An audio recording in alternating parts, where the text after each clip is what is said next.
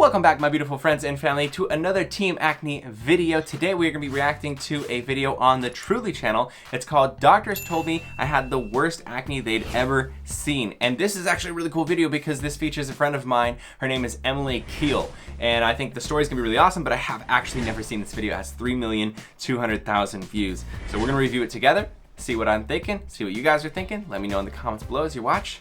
Let's start. What's wrong with your face?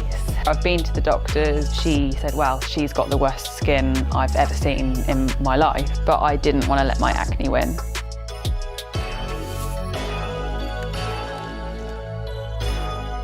I'm so pumped for this already. This looks like so good production. But also, a quick little thing, the worst thing is when you go to a dermatologist and they tell you that they've never seen skin like yours before. And you're supposed to be like comforted when you go to a dermatologist. And I think a lot of us aren't ready for dermatologists not to have any emotional feelings about acne. Like, they're actually not always necessarily the most comforting, nicest therapeutic people. And their job literally is just to give you like medications and stuff to fix your acne. Right? It's not necessarily to tell you like it's fine that you have acne and you're still valuable as a person, you're beautiful, all that kind of stuff. A lot of dermatologists kind of miss the mark on that, and they'll say something like, you have the worst acne I've ever seen.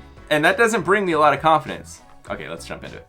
So I've been recently struggling with cystic acne. You kind of get really large cysts underneath the skin, as well as normal pimples as well. They can be really red and really sore, just not much fun at all.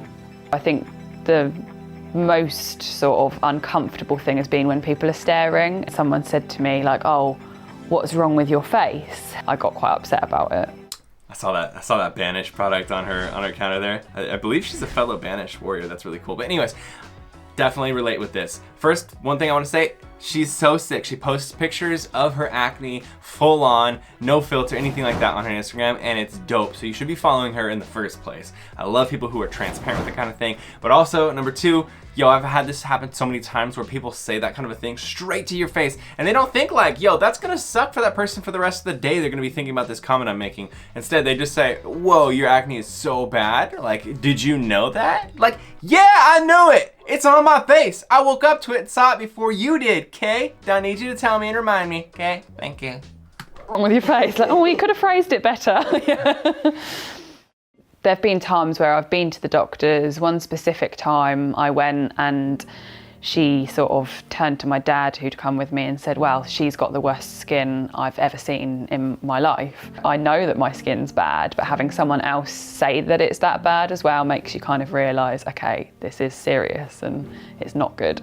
I remember how the doctors reacted to you. It was just like, oh my God, you know, actually being shocked and almost horrified. And it did make you more withdrawn. You were conscious of it at the time. I was doing everything I possibly could, and it was just getting worse. I changed my diet. I tried going gluten-free, dairy-free, cutting out sugar.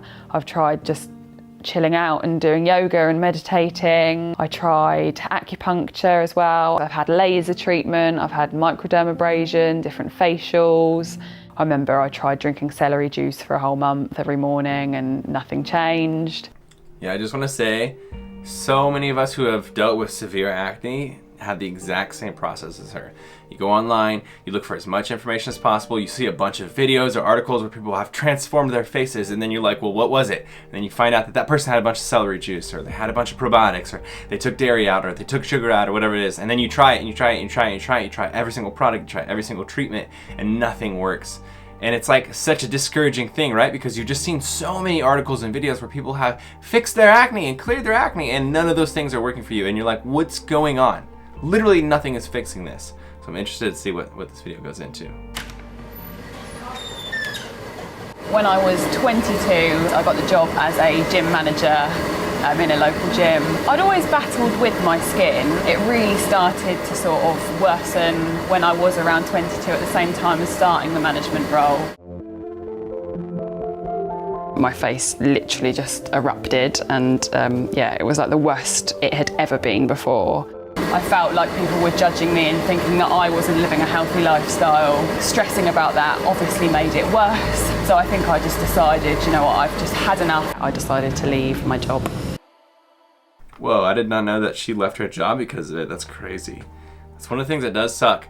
and I can relate with her on this because like I come from a fitness background, and my like journey has basically been being a YouTuber who talks about fitness and health and food and kind of stuff like that. And every time I'd make a video and I'd have a bunch of cystic acne on my face and my face was really red, people would always be like, well, did you know that like steroids cause acne? And I'm like, literally I don't take steroids, but there's 50 comments on every one of my videos about how steroids cause acne because I had a little bit of muscle and I also had acne. There's no possible way I could also just have acne and be working out.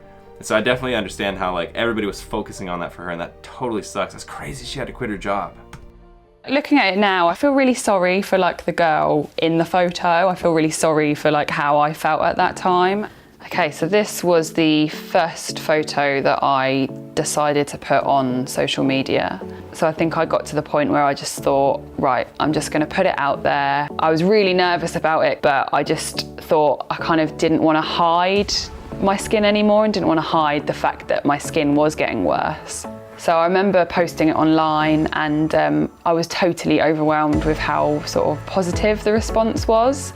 And yeah, that kind of spurred me on to post more things. I never realised that there was such a sort of community online for people suffering with acne. It just makes you realise that you're not alone. I noticed how many strangers got in touch with me as well. People that I've never met, people that I don't know, people from all over the world.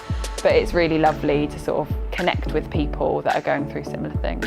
This is the best part about sharing your journey on social media is it's scary at first. It's hard. You want to flip that filter over. You want to, brighten your photo up and try to make it look as least severe as possible. But actually, when you share yourself completely transparently, you let people in and you see, let them see high definition, your acne or your redness or whatever it is that you're dealing with.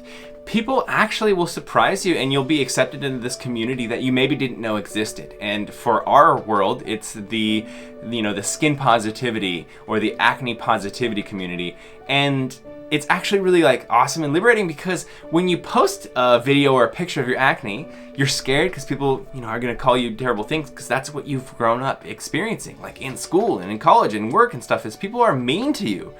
But on the internet, people who are looking at acne content are generally not the mean people who want to insult you, right? Like what is somebody just sitting there who hates people with acne and just going through it? No, usually it's people like us who have acne who want to see someone else to, feel a little bit less alone or get advice. Or it's people like us who have acne and want to show a little positivity and love to someone else.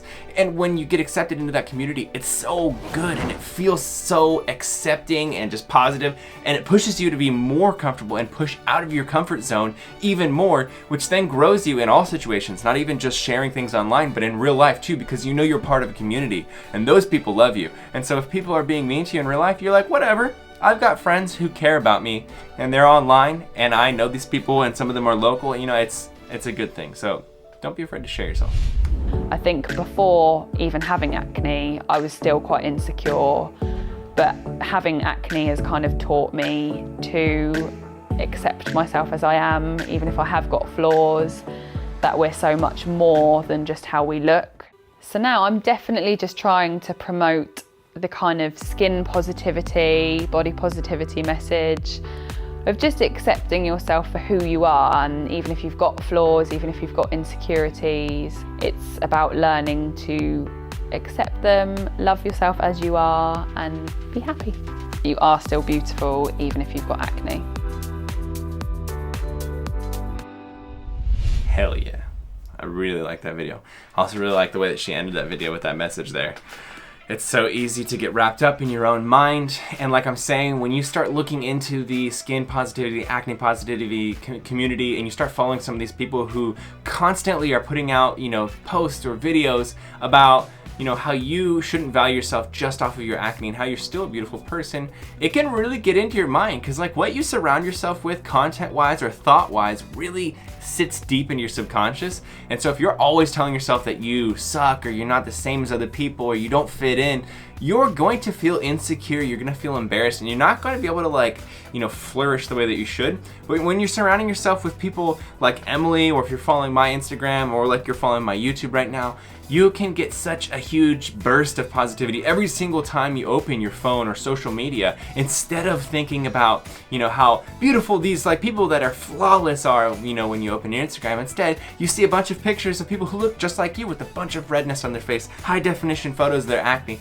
and that is like liberating and fantastic. And I don't know, everything about this video I love. So that was really, really good, and I'm stoked they did such a good job with Emily. And also, if you guys aren't following her, you should absolutely follow Emily. She's a fantastic Instagrammer. So I hope you guys enjoyed this. I'd love to hear your comments in the comment section below. Give it a big old thumbs up if you haven't already. Subscribe if you're not subscribed to the channel. Check out Banish. It's a fantastic skincare line. You can see everything I've written about it on teamacne.com. See all the reasons why I use the products, what they do. You are going to absolutely love their products. And remember, you are not alone. You are beautiful, and you're a part of Team Acne.